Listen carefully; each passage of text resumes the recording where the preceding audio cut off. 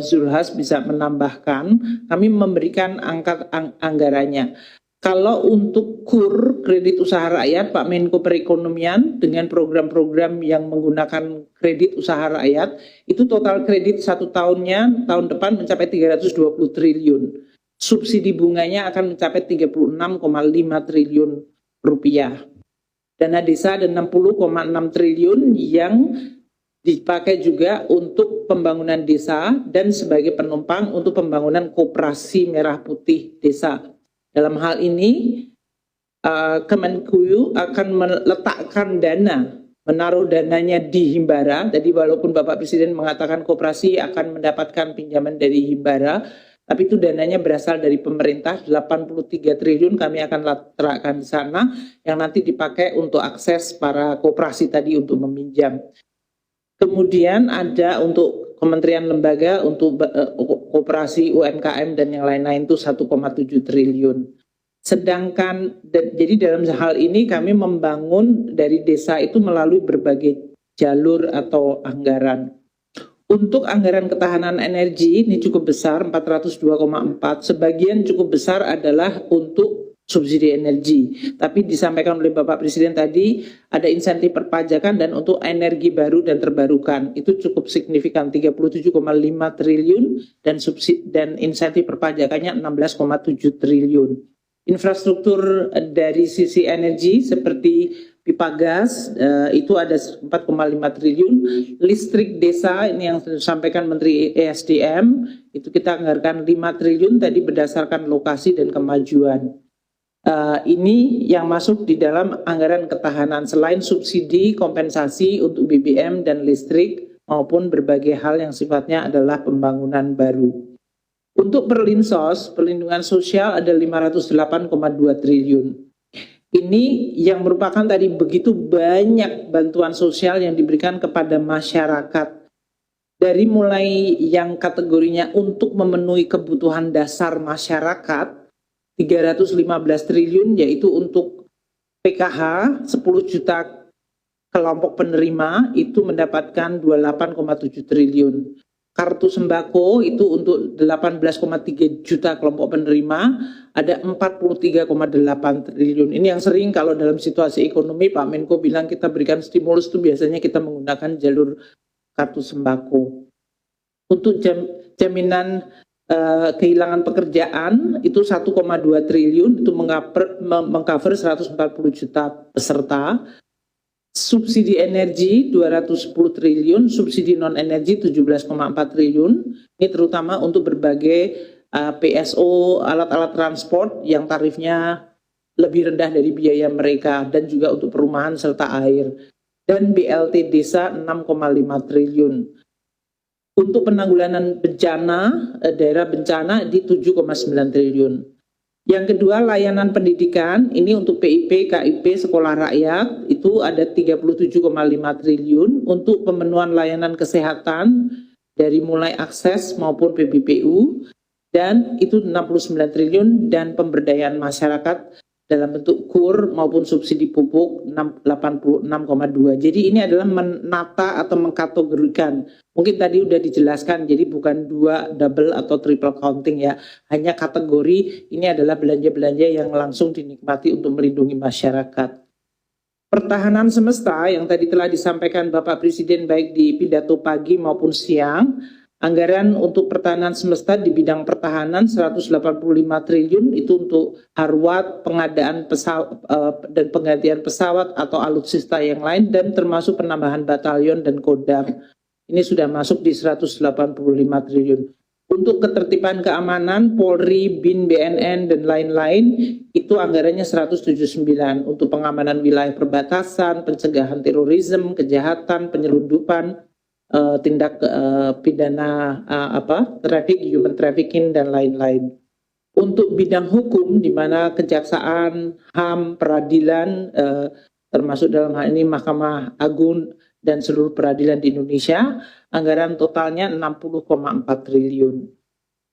Dari sisi investasi, tadi Bapak Presiden menyampaikan dan mengindikasikan tidak semuanya harus tergantung dari APBN, tapi APBN menjadi katalis dan sering membantu.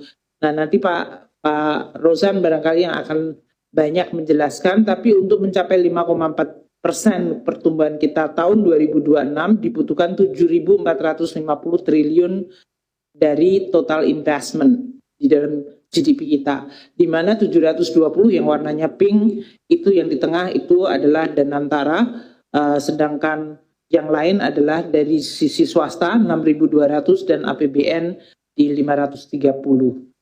Investasi untuk program 3 juta rumah yang tadi disampaikan Bapak Presiden dari APBN itu 57,7 triliun. Dalam bentuk FLPP tadi untuk fasilitas likuiditas pembiayaan perumahan mencapai 33,5 triliun. Kemudian kita masih blending dengan SMF 6,6 triliun. Itu untuk membiayai pembelian rumah untuk masyarakat berpendapatan rendah. Kemudian dari Kementerian Perumahan juga diberikan SBK SBUM, itu adalah bantuan untuk uang muka 5,6 triliun. Kemudian BSBS itu adalah Kementerian Perumahan memiliki program untuk memberikan langsung kepada rumah yang perlu di-upgrade terutama dari kelompok miskin dengan pembangunan swadaya. Targetnya tahun 2026 373.939 rumah. Anggarannya naik cukup tajam 8,6 triliun dari tahun ini yang 1,4 triliun. Kemudian KUR kontraktor yang sudah diumumkan Pak Menko dengan kami dan juga Pak Menteri Perumahan itu untuk UMKM yang bisa mendapatkan akses hingga 20 miliar untuk kontraktor perumahan. Itu juga sudah dikeluarkan aturan PMK-nya. Dan kami masih memberikan insentif fiskal, yaitu untuk rumah-rumah komersial yang sampai dengan 2 miliar seperti yang dilaksanakan pada tahun ini. Ini untuk menstimulir demand side-nya maupun dari sisi supply atau production dan konstruksi rumahnya. APBN 2026 tetap dijaga sehat. Bapak Presiden bahkan tadi menyampaikan kita harus tetap menjaga APBN. Kalau kita lihat postur halaman 20 dari sisi pagu belanjanya, belanja kementerian lembaga akan mencapai 1.498,3 triliun. Operasi pemerintah, yang ini yang sering Bapak Presiden minta untuk dilihat efisiensi, kebutuhan minimum pemerintah itu 564 triliun.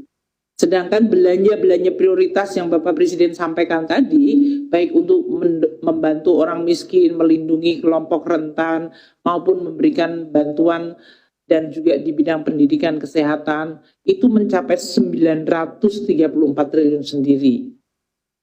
Ini adalah belanja-belanja yang sudah menjadi priority Presiden, semuanya sudah masuk di dalam 1.498. Masih ada belanja non-kementerian termasuk diskresi Presiden. Ini termasuk impres jalan dan impres bendungan yang nanti banyak akan menjadi sesuatu sarana atau alat Presiden untuk bisa meyakinkan bahwa daerah-daerah tertentu yang memang perlu bantuan dari sisi pembangunan jalan itu bisa dilaksanakan. Itu total belanja non-KL selain diskresi Presiden juga untuk subsidi itu ditaruhnya di non-KL, kompensasi terutama untuk energi dan juga untuk belanja-belanja mandatori seperti pembayaran pensiun, pembayaran bunga utang dan penanggulangan bencana mencapai 1.638. Belanja pemerintah pusat ya yang 1.498 tadi plus yang di BUN sebetulnya yang langsung dinikmati masyarakat di masing-masing daerah. Kan ini sering sekarang beberapa pemerintah daerah menyampaikan, oh kami membutuhkan untuk membantu masyarakatnya. Masyarakatnya banyak mendapatkan bantuan juga langsung dari pemerintah pusat. Makanya Presiden tadi di dalam pidatonya juga menyampaikan belanja pusat dan daerah harus menjadi satu arah. Itu 1.376,9 triliun sendiri. Ini artinya walaupun pusat yang belanja, yang menikmati adalah rakyat atau masyarakat di daerah-daerah.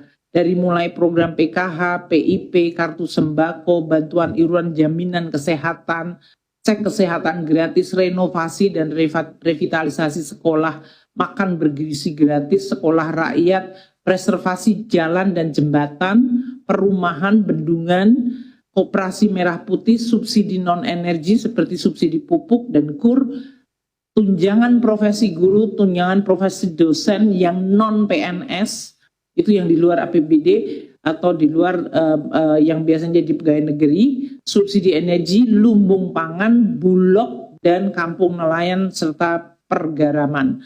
Ini semuanya letaknya di daerah, dinikmati oleh masyarakat di daerah. Sehingga memang APBN dari sisi belanja pusat cukup besar yang dilakukan oleh pemerintah pusat langsung kepada masyarakat di daerah. Belanja KL dan transfer ke daerah ini menjadi satu kesatuan. Kami memetakan dalam hal ini program-program prioritas Presiden yang langsung dinikmati oleh masyarakat. Upamanya preservasi jalan 414 km di Maluku, Papua untuk mendukung konektivitas. Cetak sawah itu juga pasti menguntungkan daerah yang terpilih menjadi tempat seperti Maluku, Papua, dan Kalimantan.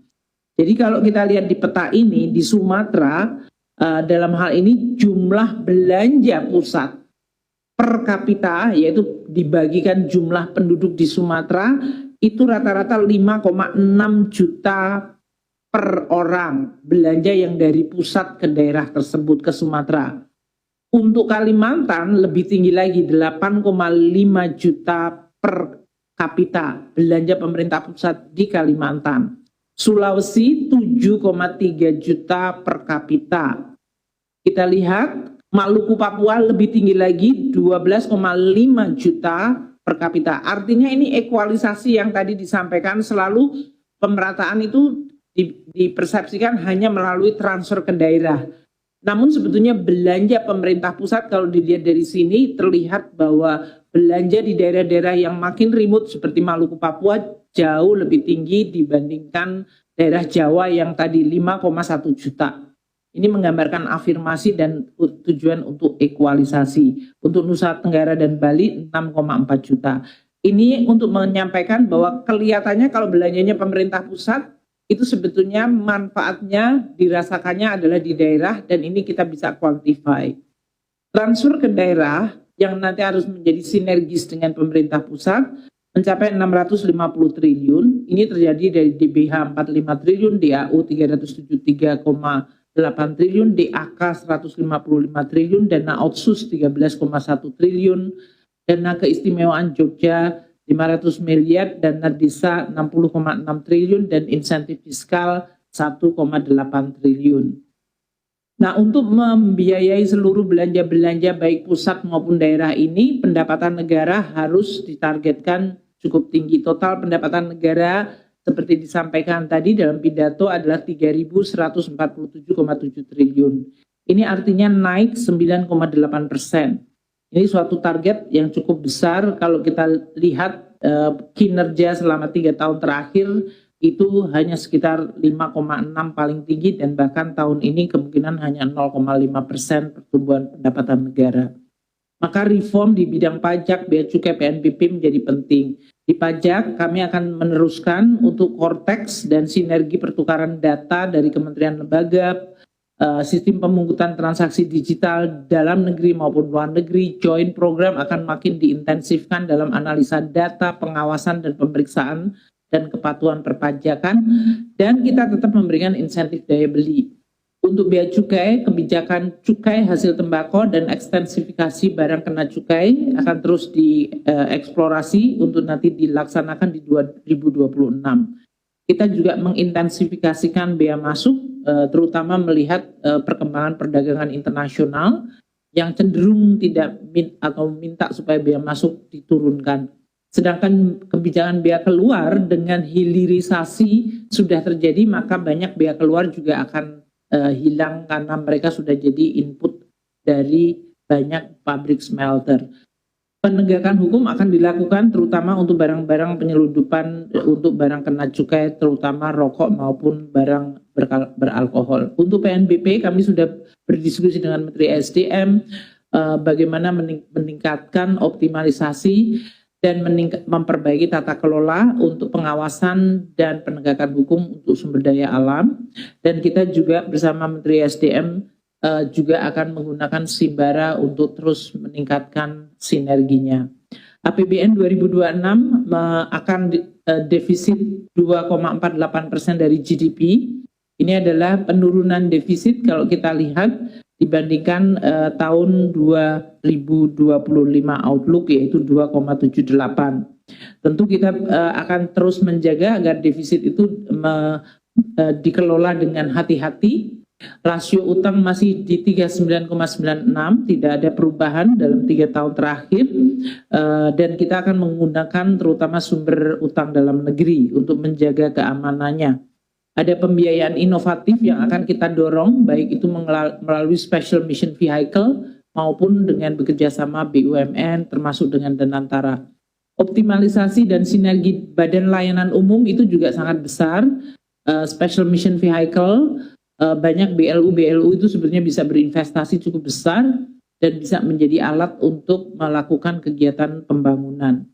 Kami akan menggunakan sisa anggaran lebih atau SAL sebagai suatu vehicle untuk menciptakan fiscal buffer sehingga stabilisasi terutama pada saat market, terutama bond market kadang-kadang mengalami gejolak yang tidak ada dalam kontrol kita tapi terjadi karena situasi di Amerika atau statement atau kebijakan yang terjadi di luar tapi bisa mempengaruhi kondisi bond market kita. Kami juga akan terus meningkatkan akses pembiayaan investasi dan memperdalam pasar keuangan bonds dan mendorong pembiayaan inovatif.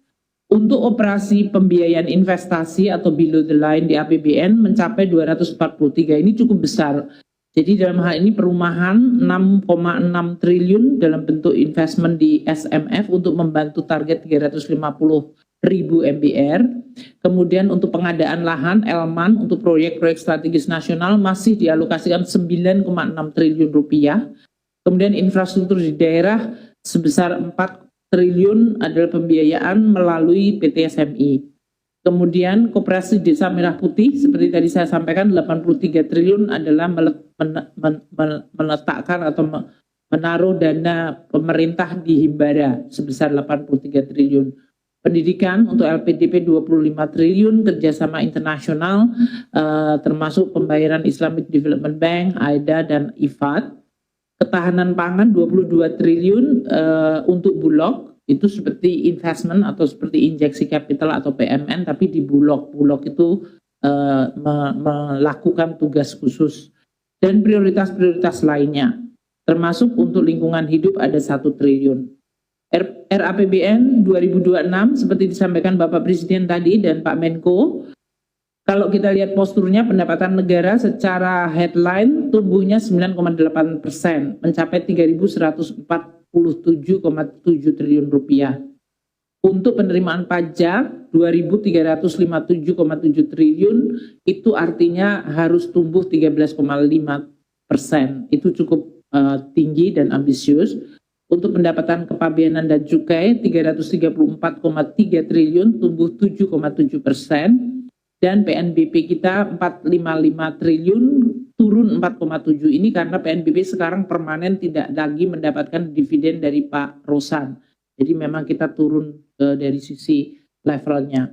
Untuk belanja negara 3.786,5 triliun, naik 7,3%. Tadi untuk berbagai tadi MBG saja naik 330 triliun sendiri. Jadi memang kenaikan belanja untuk beberapa prioritas pemerintah cukup besar.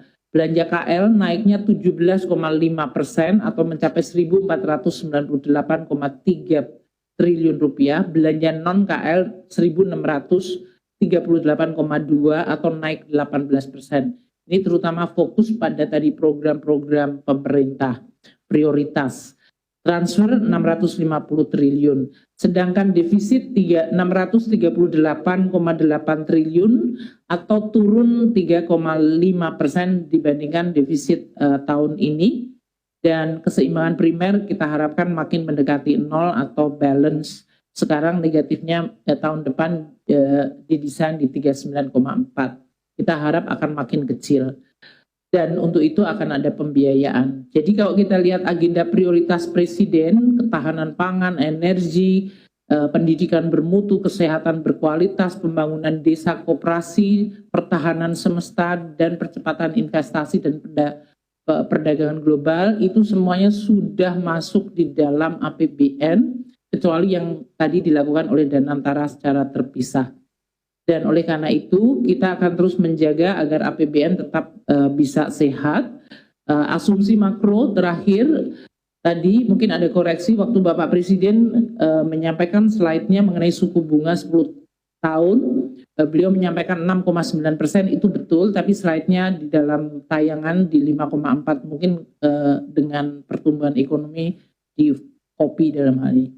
Jadi growth 5,4%, inflasi di 2,5%, suku bunga untuk SBN 10 tahun di 6,9, nilai tukar di 16.500, harga minyak mentah di $70 per barel, lifting minyak 610.000 barel per hari, lifting gas 984.000 barel setara minyak, tingkat pengangguran terbuka di 4,4 hingga 4,96, untuk rasio Gini di 0,377, 0,38, membaik dibandingkan tahun ini. Tingkat kemiskinan ekstrim di 0% atau 0,5, tingkat kemiskinan turun lebih dalam lagi di 6,5 hingga 7,5. Indeks modal manusia naik di 0,57, indeks kesejahteraan petani, ini indikator baru mensubstitute atau menggantikan nilai tukar petani. Biasanya Menteri Bappenas yang menjelaskan mengenai hal ini, yaitu di 0,7731. Mungkin itu Pak, ditambahkan sekarang ada penciptaan lapangan kerja formal di 37,95%.